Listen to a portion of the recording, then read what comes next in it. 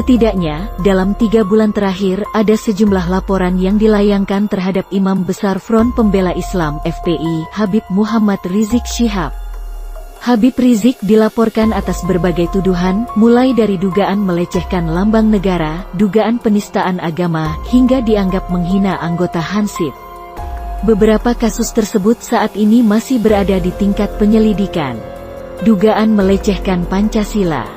Pada tanggal 27 Oktober tahun 2016, Putri Presiden pertama RI Soekarno, Sukmawati Soekarno Putri, menyambangi kantor Bareskrim Polri.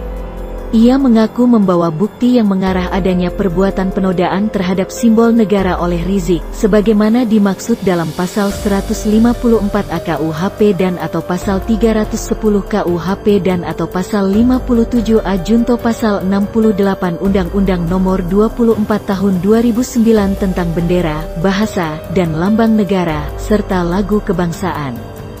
Sukmawati menganggap tak pantas Rizik sebagai pemimpin ormas bermasa besar melecehkan simbol negara tersebut. Terlebih lagi Soekarno, sang ayahanda, adalah salah seorang yang merumuskan Pancasila.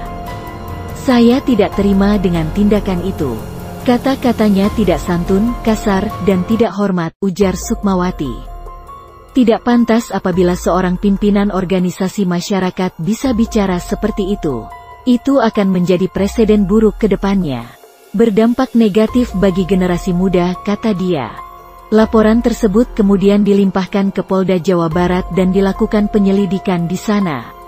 Rizik sendiri telah dimintai keterangan oleh penyelidik Polda Jawa Barat. Dugaan penghasutan logo Palu Arit pada uang baru. Dalam suatu kesempatan, Rizik menyebut logo Bank Indonesia pada uang baru NKRI menyerupai Palu dan Arit, yakni lambang Partai Komunis Indonesia (PKI).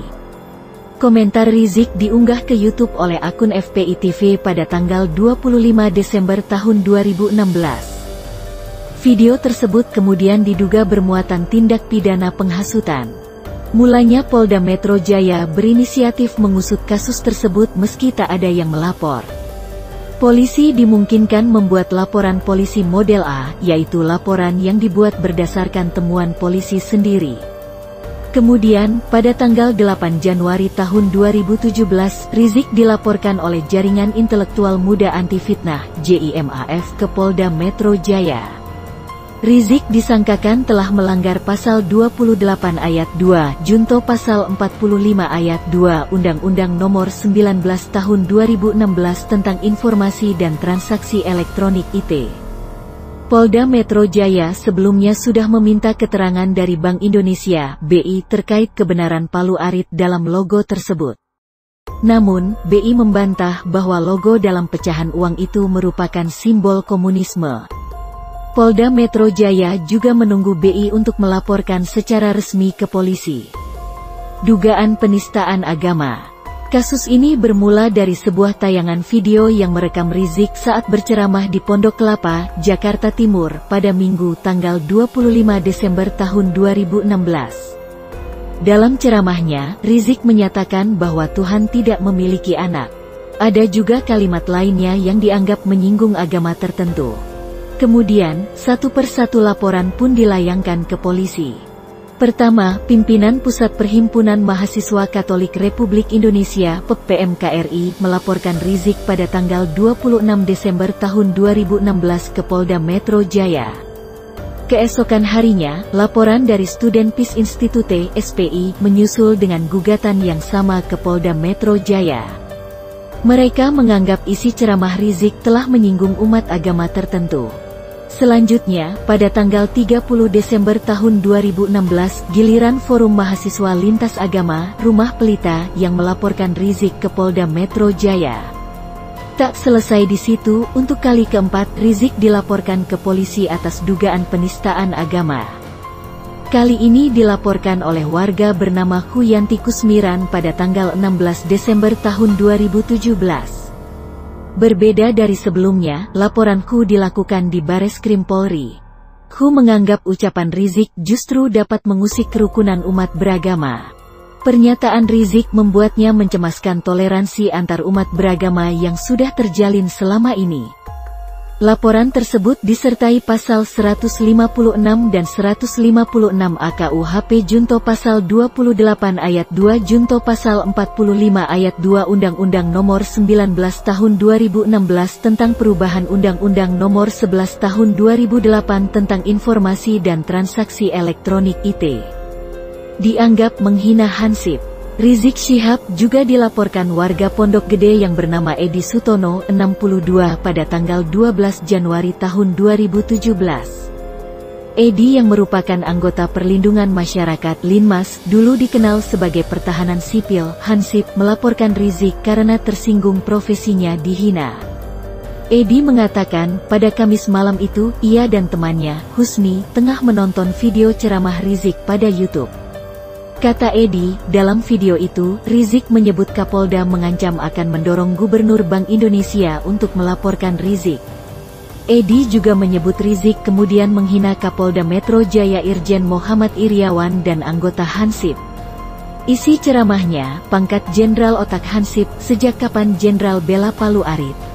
Jangan-jangan ini Jenderal enggak lulus Litsus, kata Edi. Laporan tersebut terdaftar dengan nomor LP 193I 2017 PMJ Dit Reskrimsus tertanggal 12 Januari tahun 2017.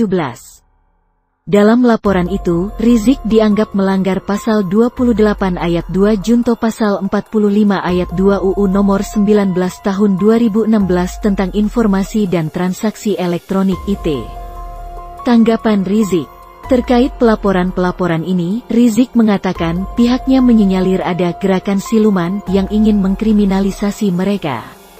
Ada gerakan siluman, yang entah siapa yang jadi sutradara dan produsernya, tokoh-tokoh GNPF dikriminalisasi dengan berbagai macam persoalan sehingga mereka mencari-cari celah, mencari-cari kesalahan, mendorong warga-warga binaan mereka untuk membuat laporan-laporan, ujar Rizik di Kompleks Parlemen, Senayan, Jakarta, Selasa, tanggal 17 Januari tahun 2017.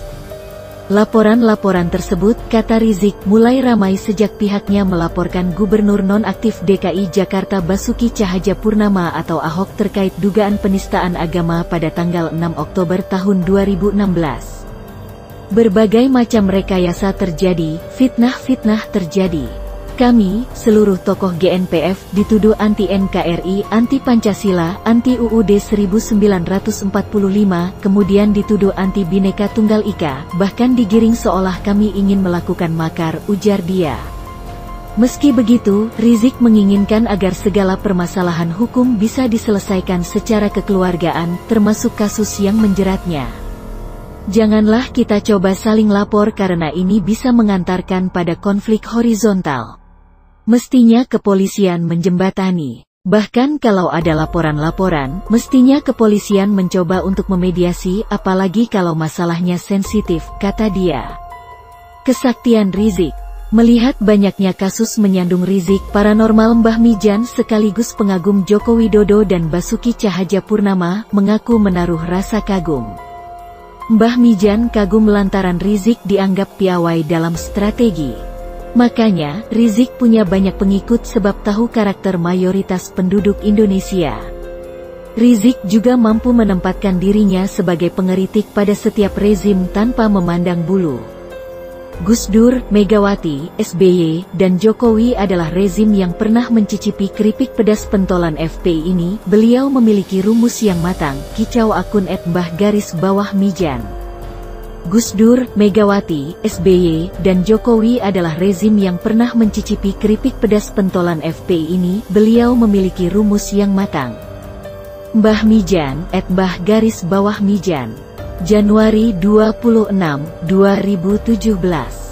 Rumus logika, siapapun penguasanya, pasti pro dan kontra selalu ada. Habib Rizik menempatkan diri sebagai penyambung lidah kelompok kontra, lanjutnya. Rumus logika, siapapun penguasanya, pasti pro dan kontra selalu ada. Habib Rizik menempatkan diri sebagai penyambung lidah kelompok kontra. Sikap Rizik yang demikian menimbulkan persepsi jika dia berada pada posisi penyambung aspirasi kelompok yang kontra dengan pemerintah. Kelompok kontra di mana saja berada, memang selalu membutuhkan penyambung aspirasi. Melihat sikap Rizik yang pandai mengambil sikap, Mbah Mijan pun salut. Saya harus mengakui kecerdasan Habib Rizik memang luar biasa, tidak semua orang bisa seperti beliau, inilah kesaktiannya, kicaunya. Saya harus mengakui kecerdasan Habib Rizik memang luar biasa, tidak semua orang bisa seperti beliau, inilah kesaktiannya. Mbah Mijan, @Mbah_Mijan